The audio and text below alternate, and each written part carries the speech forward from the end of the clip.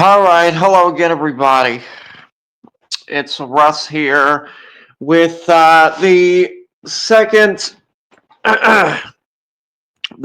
Kiwi Farms reading of this year of 2025.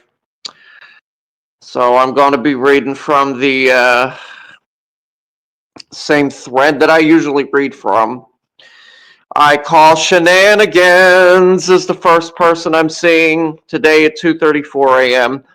Please tell me what is wrong with reactors acknowledging they read Kiwi Farms. Today I watched Worst of the Internet, and he said that Nella, I'm just reacting, is also known as I'm just screaming. The only place it is used by myself on KF. At least DC Returns acknowledges she gets her info from KF plus Reddit. If KF was really the dark web, I also acknowledge that I get my info from Kiwi Farms most of the time too.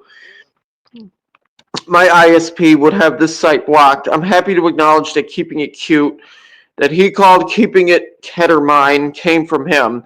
How about he admits I'm just screaming is only on KF's. I just lurk on Guru Gossiper, the Gossip Bakery, and R Priscilla P, but none of those sites call her I'm just screaming. I don't recommend watching WOTI because his streams are 4 to 6 hours long, which is too much life to miss.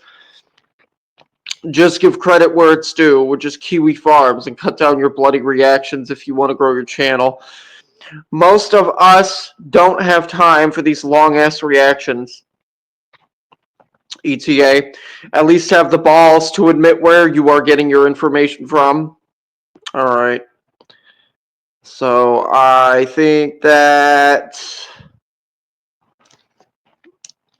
let's see.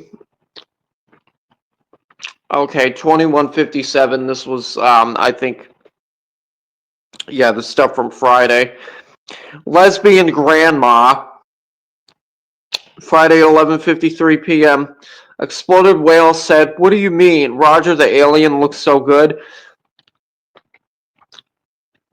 That swamp creature wishes she looked like Laura Vanderboven." I call shenanigans yesterday at 8:11 a.m. I've been away for the last week due to family issues. So finally caught up on the fat AI reactors via Reddit.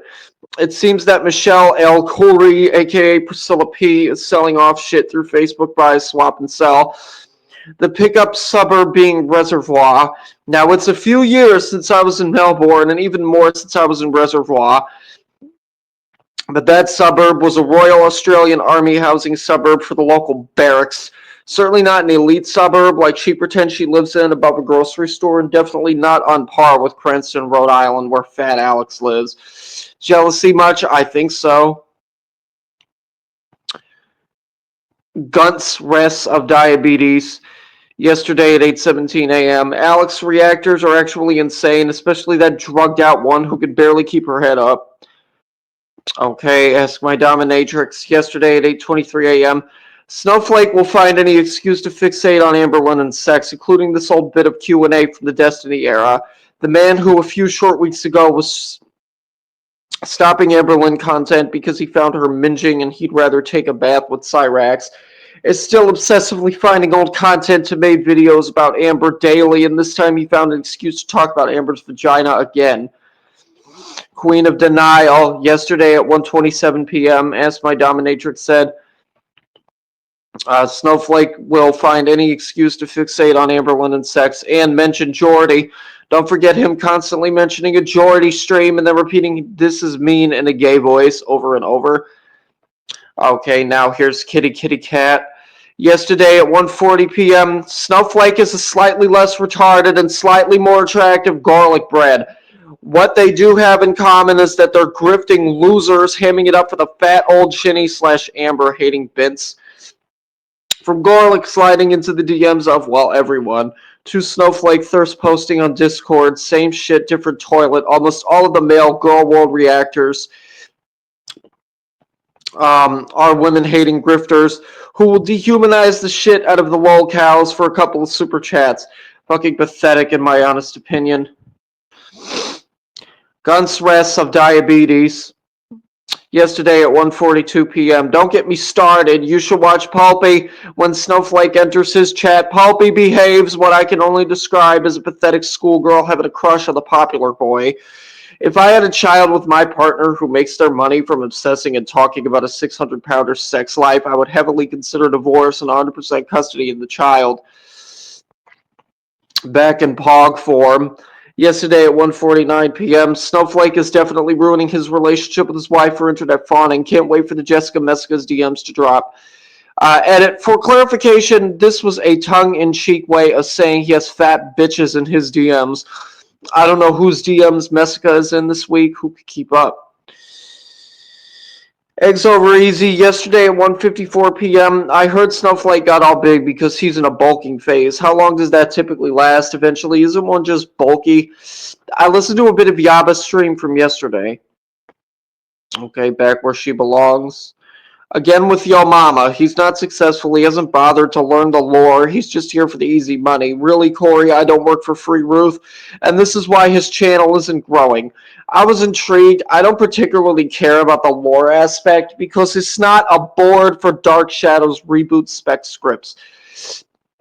Is Yaba's channel growing, though? Incredibly unscientific, but I pulled the views from around Canadian Thanksgiving 2020-2024. I was surprised by how flat Yaba's views have been. Even her crackhead Olympic streams didn't vary by much.